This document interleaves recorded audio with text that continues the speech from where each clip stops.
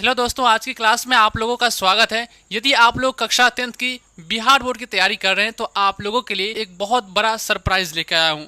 यदि आप लोग अपने कक्षा 10th की तैयारी बहुत ही बेहतरीन तरीके से करना चाहते हैं और अपने एग्ज़ाम में अच्छा मार्क्स लाना चाहते हैं और यदि आपका सपना टॉपर बनने का है तो आपको कहीं भी जाने की अब ज़रूरत नहीं है, क्योंकि मैं आप लोगों के लिए लाया हूँ बहुत ही बेहतरीन कोर्स। इस कोर्स में यदि आप लोग जुड़ते हैं तो आप लोगों का सपना भी साकार होगा और आप भी जो है टॉपर भी बन सकते हैं। तो चलिए आज की क्लास हम लोग करते हैं शुरुआत। और आज जो है हम लोग क्लास 10th फिजिक्स से स्टार्ट करेंगे। कौन सी क्लास से? तो फिजिक्स सब्जेक्ट से स्टार्ट करेंगे। और ये जो क्लास नंबर 1 होगी, कौन सी क्लास? क्लास नंबर 1 होगी। और ये जो कोर्स का नाम रखा गया है, इस कोर्स का नाम रखा गया है क्रैश कोर्स। अब क्रैश कोर्स क्यों निकालें? क्योंकि अब देखिए टाइम बहुत कम बचा है। अब जब टाइम कम बचा है तो अब पूरा सिलेबस शुरुआत से स्टार्ट करेंगे तो पूरा जो ख़त्म नहीं कर पाएंगे, लेकिन इसलिए हम लोग क्रैश कोर्स पर निकाले हैं ताकि आप लोग जो है कम समय में अच्छी से तैयारी कर सकें और अपने मार्क्स को बेहतर कर सकेंगे। और एग्ज़ाम में आप लोग जब लिखेंगे तो आपको बहुत ही बेहतरीन फील होगा, क्योंकि मैं आप लोगों को इस कोर्स में ऐसे ऐसे क्वेश्चन को लेकर आया हूँ ताकि जब आप लोग एग्ज़ाम हॉल में बैठेंगे, वहाँ क्वेश्चन को देखेंगे तो वहाँ पर आप लोगों को जब देखेंगे क्वेश्चन को तो वहाँ सेम टू सेम ये क्वेश्चन मिलेगा। ये पक्का गारंटी है। तो चलिए आज की क्लास हम लोग शुरुआत करते हैं। और सबसे पहले मैं आप लोगों को ये चीज़ बता दूं कि जब आप लोग यहाँ पढ़ रहे हैं तो यहाँ पे आप घबराने की कोई ज़रूरत नहीं है, क्योंकि यहाँ पे जो है हर एक सब्जेक्ट अलग अलग टीचर्स के द्वारा पढ़ाया जाएगा आप लोगों को। चाहे आप हिंदी के चाहे आप संस्कृत का बच्चे हों या फिर उर्दू के बच्चे हों, तो आप लोग सभी बच्चों के लिए जो है अलग अलग टीचर्स उपलब्ध हैं यहाँ पे और अलग अलग जो है सब्जेक्ट भी पढ़ाएंगे। तो आज के हम लोग कौन सा सब्जेक्ट पढ़ने वाले हैं? तो फिजिक्स पढ़ने वाले हैं। फिजिक्स यहाँ देखिए मैं यहाँ पे लिख दिया हूँ थंबनेल में कौन सा सब्जेक्ट, तो फिजिक्स का लिख दिया हूँ। और यहाँ पे जो है क्वेश्चन वाइज हम लोग पढ़ेंगे। क्या पढ़ेंगे? तो क्वेश्चन वाइज पढ़ेंगे। अब क्वेश्चन वाइज क्यों पढ़ेंगे? क्योंकि देखिए यहाँ पे क्रैश कोर्स में यही होता है कि आपको फुल तो पढ़ाया नहीं जाएगा, एक क्वेश्चन टाइप से पढ़ाया जाएगा। और एक वीडियो में जो है आप लोगों को 6 क्वेश्चंस मिलेंगे। कितने क्वेश्चन? तो 6 क्वेश्चंस पढ़ना है एक वीडियो में। और मात्र जैसे फिजिक्स का स्टार्ट कर रहे हैं तो मात्र आप लोगों को 10 से 11 वीडियो देखनी है। कितनी वीडियो? तो 10 से 11, मात्र 10 से 11 ही देखनी है, इससे ज़्यादा नहीं देखनी है। और हर एक सब्जेक्ट का ये 10 से 11 वीडियो होगा और इतना जब आप लोग देख लीजिएगा, इतना क्वेश्चन पढ़ लीजिएगा तो इससे बाहर आपके एग्जाम में पूछा ही नहीं जाएगा। तो ये है कि आप लोग ये उम्मीद लेके चलिए, यहाँ यदि हम लोग ज्वाइन करेंगे, यहाँ पढ़ेंगे तो हमें टॉपर बनने का सपना भी पूरा हो जाएगा। तो चलिए आज की क्लास का देखिए पहला क्वेश्चन हम लोग शुरुआत करते हैं। देखिए यहाँ पे पहला क्वेश्चन लिखा हुआ है, विद्युत विभव से आप क्या समझते हैं? क्वेश्चन क्या है? विद्युत विभव से आप क्या समझते हैं? तो इसका आप आंसर देना है, क्योंकि देखिए यहाँ पे ये शॉर्ट क्वेश्चन है। कौन सा क्वेश्चन? शॉर्ट क्वेश्चन, यानी कि जिसे बोलते हैं हम लोग लघु उत्तरीय प्रश्न। लघु उत्तरीय प्रश्न, लघु उत्तरीय प्रश्न है। और ये क्वेश्चन जो है 2 नंबर में पूछा जाता है। कितने नंबर में? तो 2 नंबर में पूछा जाता है। याद रखिएगा, लघु उत्तरीय प्रश्न कितने नंबर में पूछा जाता है? तो 2 नंबर में पूछा जाता है। ये चीज याद रखिएगा आप लोग। देखिए यहाँ पे पहला क्वेश्चन क्या है? तो पहला क्वेश्चन कह रहा है कि विद्युत विभव से आप क्या समझते हैं। तो चलिए हम लोग इसका आंसर देते हैं। आंसर में है एकांक धन आवेश को अनंत से किसी बिंदु तक, यहाँ पे तक होगा, तक लिखा गया है, ये ताक नहीं होगा, किसी बिंदु तक लाने में किए गए कार्य को क्या कहते हैं? तो विद्युत विभव कहते हैं। अब देखिए यहाँ पे समझिएगा क्या कह रहा है क्वेश्चन। क्वेश्चन कह रहा है कि विद्युत विभव से आप क्या समझते हैं, और आंसर में क्या लिखा हुआ है? आंसर में लिखा हुआ है एकांक धन आवेश को। कौन सा आवेश को? एकांक धन आवेश को अनंत से। कहाँ से? तो अनंत से बोल रहा है। अब अनंत क्या होता है सर?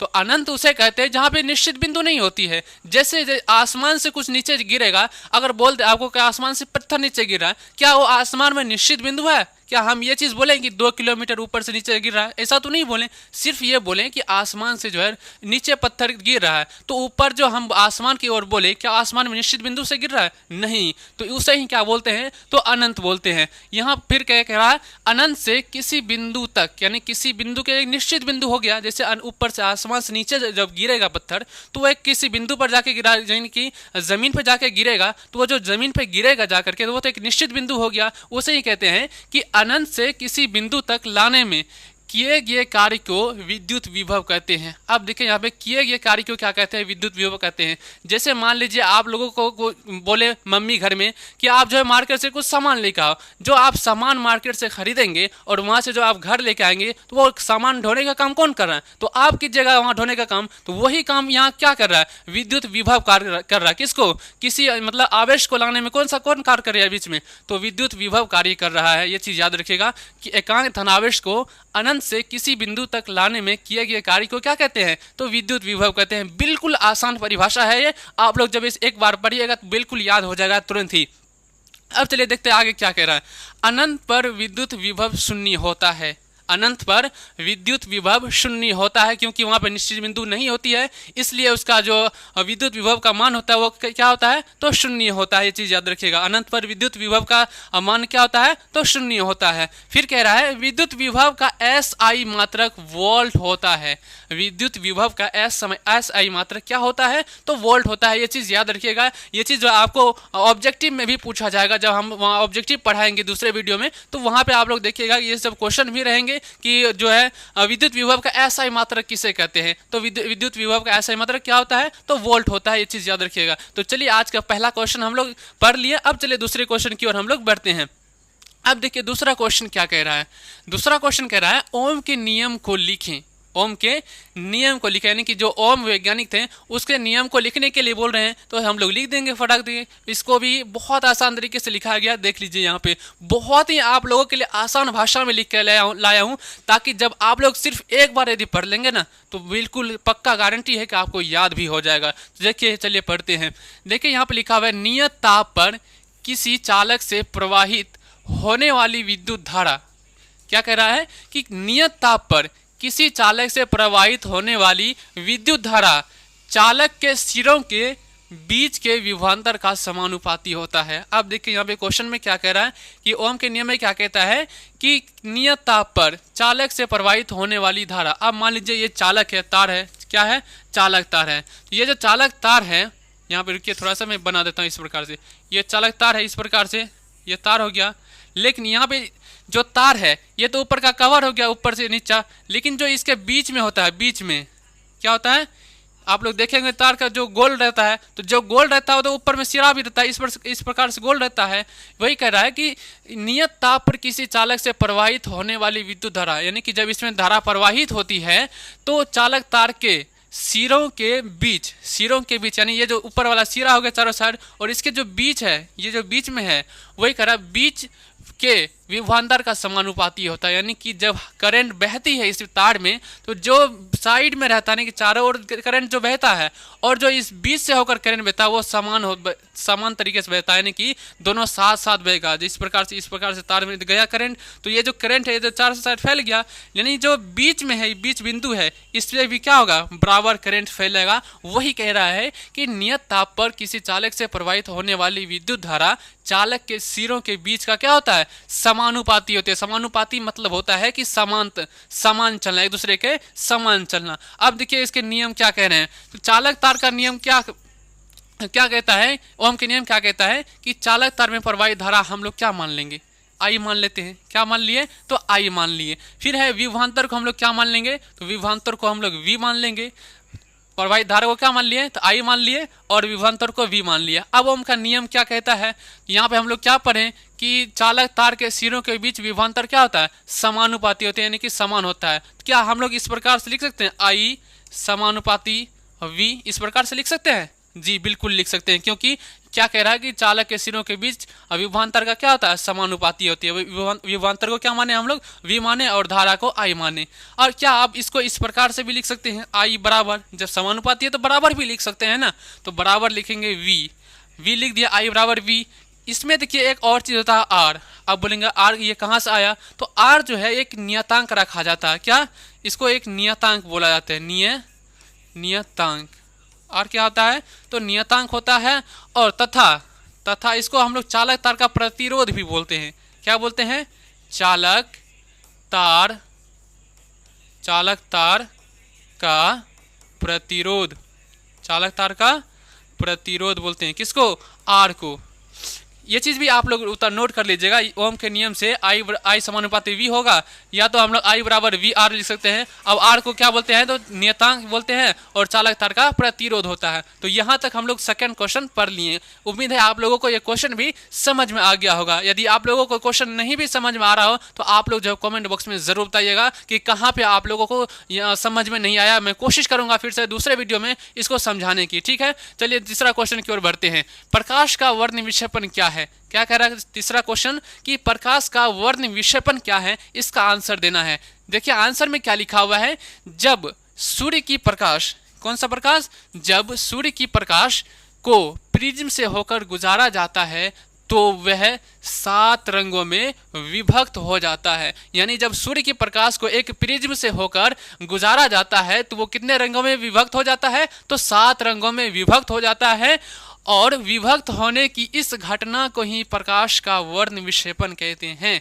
यानी कि जब सूर्य की प्रकाश को एक प्रिज्म से होकर गुजारा जाता है तो वो कितने रंगों में विभक्त हो जाता है, तो 7 रंगों में विभक्त हो जाता है। और इसी विभक्त होने की घटना को ही क्या कहते हैं, तो वो प्रकाश का वर्ण विक्षेपण कहते हैं। जैसे यहाँ पे देखिए मैं चित्र बना के लाया हूँ। जैसे इस प्रकार से प्रिज्म हो गया, ये क्या है, एक प्रिज्म है। इस प्रकार से देखिए यहाँ पे श्वेत प्रकाश निकला, यहाँ से प्रिज्म के अंदर गया। जैसे ये अंदर गया तो ये कितने रंगों में विभक्त हो जाता है, तो 7 रंगों में विभक्त हो जाता है। कौन कौन सा रंग है, तो देखिए यहाँ पे लाल है, नारंगी है, पीला, हरा, नीला, जामुनी और बैगनी। ये कितने कलर हैं, तो 7 कलर हैं। अब देखिए इसको सातों कलर को अब याद कैसे रखेंगे, हो सकता है कभी उल्टा पुल्टा भी बोल देंगे। अब लाल के जगह पीला, पीला हरा ऐसे बोल सकते हैं, उल्टा पुल्टा भी हो सकता है। लेकिन इसको याद करने के लिए एक ट्रिक आता है, याद करने के लिए ट्रिक आता है। मैं आप लोगों को तुरंत अभी बता दे रहा हूं। यदि आप लोग इस ट्रिक को पढ़ लेंगे तो आप लोग जो है बिल्कुल कभी भी नहीं भूलेंगे। जैसे इसका ट्रिक क्या होता है, यहाँ पे देखिए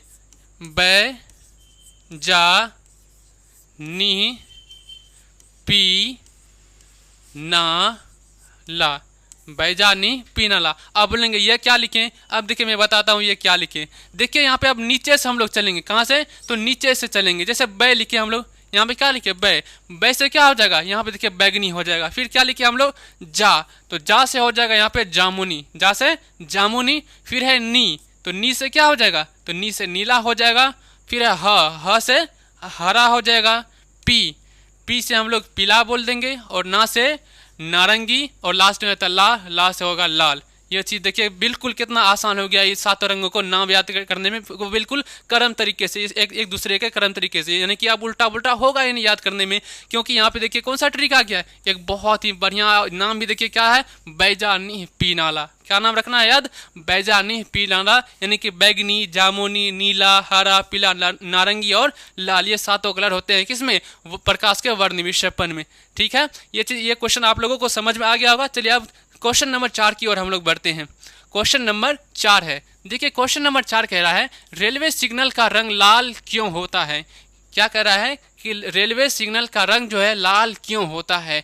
देखे होंगे जब आप लोग स्टेशन पे गए होंगे तो वहां आप लोग देखे होंगे सिग्नल जो होता है वो लाल कलर का होता है। आखिर क्यों, सवाल ये उठता है कि आखिर क्यों सिर्फ लाल रंग का ही क्यों यूज़ किया जाता है, और भी कई कलर है उसका क्यों नहीं यूज़ किया जा सकता। तो चलिए इसका कारण जानते हैं कि आखिर क्यों लाल रंग का जो है सिग्नल में यूज़ किया जाता है। देखिए क्या कह रहा है कि लाल रंग का जो है, लाल रंग का, यहाँ पे थोड़ा सा रुक जाइए, हाँ, लाल रंग का तरंगदैर्ध्य अधिक और विचलन कम होता है। अब ये क्या होता है, तरंगदैर्ध्य क्या होता है, विचलन क्या होता है।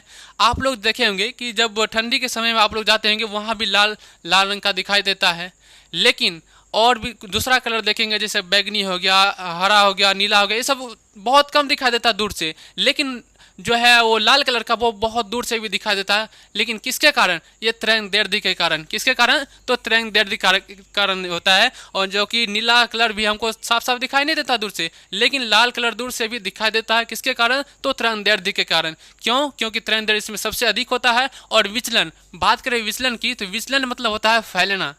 विचलन मतलब फैलना, यानी कि जो लाल कलर होता है वो कम फैलता है, इसलिए हमें जो है दूर तक भी दिखाई देता है। जो कलर जितना कम फैलेगा उतना हमें दूर तक दिखाई देगा, और जो कलर जितना फैलेगा उतना कम दूर तक ही दिखाई देगा, ज्यादा दूर तक दिखाई नहीं देगा। वही कह रहा है कि लाल रंग का जो तरंगदैर्ध्य होता है वो सबसे अधिक होता है और विचलन कम होता है, यानी कि उसका जो फैलाव कम होता है, जिसके कारण लाल रंग को दूर से कुहासे के दिनों में भी साफ साफ दिखाई देता है। यानी कि लाल रंग का जो तरंगदैर्ध्य होता है सबसे अधिक होता है और विचलन कम होता है, जिसके कारण लाल रंग कुहासे के दिनों में भी साफ साफ दिखाई देता है। किसके कारण? तरंगदैर्ध्य के कारण, क्योंकि तरंगदैर्ध्य सबसे अधिक होता है। ये चीज आप लोग समझ गए होंगे। बिल्कुल आसान क्वेश्चन था, इसको याद कर लीजिएगा आप लोग। उम्मीद है आप लोगों को पढ़ते ही याद हो गया होगा। कुछ भी है इस क्वेश्चन में? कुछ भी नहीं है, बिल्कुल आसान है ये, इसको याद करना। फिर कह रहा है दृष्टि दोष क्या है? क्वेश्चन नंबर 5 कह रहा है कि दृष्टि दोष क्या है। अब बोलेंगे दृष्टि दोष क्या होता है? दृष्टि दोष क्या होता है पता है आप लोगों को? दृष्टि दोष उसे कहते हैं आंख का दोष होना। जैसे कि आप लोग देखेंगे किसी व्यक्ति को दूर का वस्तु दिखाई नहीं देता, किसी को नजदीक का वस्तु दिखाई नहीं देता है। किसके कारण? वो दृष्टि दोष के कारण नहीं दिखाई देता है। किसी को दूर का नहीं दिखाई देता है, किसी को नजदीक का नहीं दिखाई देता, तो सबको अलग अलग प्रकार का होता है बीमारी। तो यही जानेंगे कितने प्रकार के दोष होते हैं, यानी कि जो आंख में दोष होते हैं वो कितने प्रकार के होते हैं। तो देखिए यहाँ पे पहले इसका परिभाषा हम लोग जानते हैं। तो परिभाषा लिखा हुआ है कि आंख के समंजन क्षमता के कारण ही दूर या पास रखी वस्तु का प्रतिबिंब रेटिना पर बनता है। यानी कि जो है किसके कारण हमारे जो आंख के रेटिना है उस पर प्रतिबिंब बनता है? तो आंख के समंजन क्षमता के कारण ही दूर या पास रखी वस्तु का प्रतिबिंब कहाँ पे बनता है? तो रेटिना पे बनता है। कहाँ पे बनता है? तो रेटिना पे बनता है। ये चीज याद रखिएगा। किस पे बनता है प्रतिबिंब? तो रेटिना पे बनता है। अगर किसी कारणवश ऐसा ना हो तो इसका अर्थ है नेत्र में दृष्टि दोष है। यानी कि जब हम लोग किसी वस्तु को देखते हैं और उसका प्रतिबिंब रेटिना पर अगर नहीं बनेगा, इसका मतलब है कि हमारे आंख में जो है दृष्टि दोष है। क्या है? दृष्टि दोष। यानी कि किसी भी वस्तु को हम देखते हैं तो पहले वो चित्र कहाँ पे बनता है? तो रेटिना पे बनता है। रेटिना पे बनने के बाद ही हम लोगों को वो चीज दिखाई देता है। ऐसा लगता है जैसे आंख खोलेंगे दिखाई दे रहा है, लेकिन नहीं, ऐसा होता नहीं है। तो पहले हम रेटिना पर उसका चित्र बनता है, तब हमें क्या दिखाई देता है? वस्तु दिखाई देता है। तो वही कह रहा है कि आंख के समंजन क्षमता के कारण ही दूर या पास रखी वस्तु का प्रतिबिंब रेटिना पर बनता है। अगर किसी कारणवश ऐसा ना हो तो इसका अर्थ क्या है? कि आंख में हमारे दृष्टि दोष है। अब चलिए ये चीज तो जान लिए दृष्टि दोष किसे कहते हैं। अब दृष्टि दोष होते कितने प्रकार के ये दोष होते हैं, तो चलिए जानते हैं कितने प्रकार के होते हैं। अब लिखना है दृष्टि दोष के प्रकार। तो दृष्टि दोष के 4 प्रकार होते हैं। 4 प्रकार होते हैं। कौन कौन से? तो पहला है निकट दृष्टि दोष, दूर दृष्टि दोष, जरा दृष्टि दोष और अबिंदुकता। यानी कि कितने प्रकार के दोष होते हैं? तो 4 प्रकार के होते हैं। तो ये चीज तो हम लोग जान लिए 4 प्रकार के दोष होते हैं, लेकिन क्या इसका इलाज भी होता है? इसका इलाज भी तो होता होगा ना। जैसे किसी को बीमारी हो गया तो उसका इलाज तो होगा ही। तो इलाज देखिए आप कैसे किया जाता है। यानी कि जब किसी व्यक्ति को अगर दूर की वस्तु नहीं दिखाई दे रहा तो उसको कौन सा बीमारी होगा? ऐसे तो डायरेक्ट हम कह नहीं सकते हैं। तो उसको देखिए यहाँ पे सीधा सा समझने की बात है, यहाँ पे कौन सी बीमारी हो सकती है। जैसे निकट दृष्टि दोष हो गया। निकट दृष्टि दोष में क्या होता है कि उसको निकट की साफ साफ वस्तु दिखाई देगी, लेकिन दूर की वस्तु दिखाई नहीं देगी। उसके लिए कौन सा उत्तल लेंस का प्रयोग किया जाता है? तो उसके लिए अवतल लेंस का प्रयोग किया जाता है। यानी कि किसी व्यक्ति को यदि निकट दृष्टि दोष हो जाए तो उसके लिए कौन सा चश्मा लगाया जाता है? तो उसके लिए लगाया जाता है अवतल लेंस। कौन सा लेंस? अवतल लेंस लगाया जाता है। और दूसरा क्या पढ़े हम लोग? दूर दृष्टि दोष। यदि किसी व्यक्ति को दूर दृष्टि दोष हो जाए तो उसको कौन सा चश्मा लगाया जाता है? तो उसको लगाया जाता है उत्तल लेंस का चश्मा। किस लेंस का? उत्तल लेंस का चश्मा लगाया जाता है दूर दृष्टि दोष वाले को। फिर तीसरा में है जरा दृष्टि दोष। अब जरा दृष्टि दोष में कौन सा चश्मा लगाया जाता है? तो इसमें लगाया जाता है बाइफोकल लेंस। कौन सा लेंस? तो बाइफोकल लेंस लगाया जाता है। फिर है अबिंदुकता। इस बीमारी में जो है आंख में कौन सा चश्मा लगाया जाता है? तो इसमें लगाया जाता है बेलनाकार। आप लोग देखेंगे जो रोटी बेलने जाता है ना बेलना, तो उसमें उसी प्रकार से कौन सा चश्मा लगाया जाता है? किसमें? जिसको जो है अबिंदुकता बीमारी होती है उसको कौन सा चश्मा लगाया जाता है? तो बेलनाकार लेंस का चश्मा लगाया जाता है। तो यहाँ तक हम लोग कितना क्वेश्चन पढ़े? तो क्वेश्चन नंबर 5 तक पढ़े। अब चलिए लास्ट क्वेश्चन की ओर बढ़ते हैं हम लोग। लास्ट क्वेश्चन क्या कह रहा है?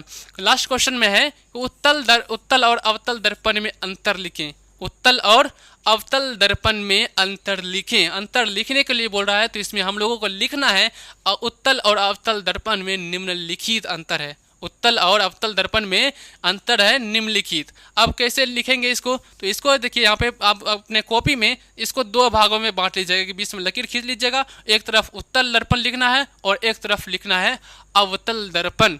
अब देखिए यहाँ पे पॉइंट देकर के दोनों साइड लिखते जाना है। पहला पॉइंट में लिखना है कि उत्तल दर्पण का परावर्तक सतह उभड़ा होता है। उत्तल दर्पण का परावर्तक सतह उभड़ा होता है। जैसे यहाँ पे मैं चित्र बना के देता हूँ, यहाँ पे इस प्रकार से बाहर की ओर क्या होता है, ये उभड़ा होता है, इस प्रकार से उभड़ा होता है। समझ गए आप लोग? इस प्रकार से देखिए यहाँ पे उभड़ा होता है, इस प्रकार से यहाँ पे मैं चित्र बना दिया हूँ। आप लोग भी इससे जो है चित्र बना लीजिएगा। ये है उभड़ा हुआ, कौन सा सतह है ये, तो ये सतह उभड़ा हुआ है। कौन सा दर्पण का, तो उत्तल दर्पण का जो परावर्तक सतह होता है वो क्या होता है, तो उभड़ा होता है। अब अवतल दर्पण में क्या लिखना है, तो अवतल दर्पण में लिखना है कि अवतल दर्पण का परावर्तक सतह धंसा होता है। अवतल दर्पण का परावर्तक सतह धंसा होता है। उत्तल दर्पण में क्या हुआ कि उत्तल दर्पण में उभड़ा होता है लेकिन अवतल दर्पण में धंसा होता है। सिर्फ उसका उल्टा लिख देना है। जैसे यहाँ पे देखिए इस प्रकार से मैं चित्र बना दे रहा हूँ, इस प्रकार से ये क्या होता है, अंदर की ओर धंसा होता है, इसके अंदर की तरफ धंसा होता है। ये क्या हो रहा था, बाहर की तरफ उभरा हो रहा था, लेकिन जो अवतल दर्पण है ये है कि अंदर की ओर धंसा रहता है, अंदर की ओर इधर अंदर मुड़ा हुआ रहता है। किसका परावर्तक सतह, अब तो अवतल दर्पण का परावर्तक सतह धंसा होता है और जो उत्तल दर्पण का परावर्तक सतह है वो उभरा होता है। अब देखिए दूसरा पॉइंट में क्या लिखना है, तो दूसरा पॉइंट में लिखना है कि उत्तल दर्पण की फोकस दूरी काल्पनिक होती है। उत्तल दर्पण की फोकस दूरी क्या होती है, तो उत्तल दर्पण की फोकस दूरी काल्पनिक होती है। वही अगर बात करें अवतल दर्पण में, तो अवतल दर्पण की फोकस दूरी वास्तविक होती है। अवतल दर्पण की फोकस दूरी क्या होगी, तो वास्तविक होती है। अवतल दर्पण की फोकस दूरी वास्तविक होती है। लेकिन जब बात करें काल्पनिक उत्तल दर्पण का, तो उत्तल दर्पण का प्रतिबिंब क्या होता है, तो काल्पनिक होता है। सॉरी, फोकस दूरी पर है, प्रतिबिंब नहीं, फोकस दूरी पर है। फिर तीसरा में कह रहा है कि उत्तल दर्पण में केवल काल्पनिक प्रतिबिंब का निर्माण होता है। यानी कि उत्तल दर्पण जो है उसमें क्या कैसा प्रतिबिंब का निर्माण होता है, तो काल्पनिक तरीके से जो है प्रतिबिंब का निर्माण होता है उत्तल दर्पण में। लेकिन बात करें जब अवतल दर्पण की, तो इसमें वास्तविक और काल्पनिक दोनों प्रकार के प्रतिबिंब का निर्माण होता है। यानी कि जब अवतल दर्पण में प्रतिबिंब का निर्माण होता है वो दोनों प्रकार का होता है, एक तो काल्पनिक भी हो सकता है और वास्तविक भी हो सकता है। वो कंडीशन के अनुसार दिया जाता है कि कहाँ पे वस्तु रखा गया, किस प्रकार से यूज किया जा रहा है, तो उसको अलग अलग प्रकार से यूज भी किया जाता है। जैसे यहाँ पे अब क्वेश्चन पॉइंट नंबर 4 की ओर बढ़ते हैं हम लोग। पॉइंट नंबर 4 में कह रहा है कि अपसारी दर्पण भी कहलाता है। अब अपसारी दर्पण क्या कहलाता है, तो उत्तल दर्पण को याद रखिएगा कि उत्तल दर्पण को अपसारी दर्पण कहते हैं। कौन सा दर्पण, उत्तल दर्पण को कौन सा दर्पण कहते हैं, तो अपसारी दर्पण कहते हैं। वही बात करें कि अवतल दर्पण की, तो अवतल दर्पण को अभिसारी दर्पण भी कहते हैं। अवतल दर्पण को कौन सा दर्पण कहते हैं, तो अभिसारी दर्पण कहते हैं। अब 5वें नंबर में लिखना है, पॉइंट नंबर 5 में, कि प्रतिबिंब का आकार वस्तु से छोटा होता है। यानी कि जब प्रतिबिंब का निर्माण उत्तल दर्पण में कौन सा होता है, तो वस्तु से छोटा होता है, हमेशा छोटा बनेगा। जैसे आप लोग जो आईना देखते होंगे घर में लगा होता है, वो समतल दर्पण का होता है, उसमें बराबर का प्रतिबिंब बनता है, सीधा और बराबर बनता है प्रतिबिंब और काल्पनिक बनता है। ठीक, तो यहाँ जो घर में लगे होते हैं तो वो कौन सा दर्पण लगा होता है, तो वो समतल दर्पण लगे होते हैं। लेकिन बात क्या कर रहे हैं हम लोग, तो उत्तल और अवतल की। तो लास्ट में क्या लिखना है कि प्रतिबिंब का आकार वस्तु से छोटा होता है। और जो अवतल की बात करें तो इसमें जो है प्रतिबिंब का आकार वस्तु से छोटा, बड़ा या बराबर भी हो सकता है। यानी कि यहाँ पे 3 प्रकार के कंडीशन है। कौन कौन सा, यानी कि जब इसमें प्रतिबिंब का निर्माण होगा अवतल दर्पण में, तो उसमें वस्तु के बराबर भी हो सकता है, वस्तु से छोटा भी हो सकता है या वस्तु से बड़ा भी हो सकता है। यानी कि तीनों प्रकार का प्रतिबिंब का निर्माण होता है किसमें, तो अवतल दर्पण में।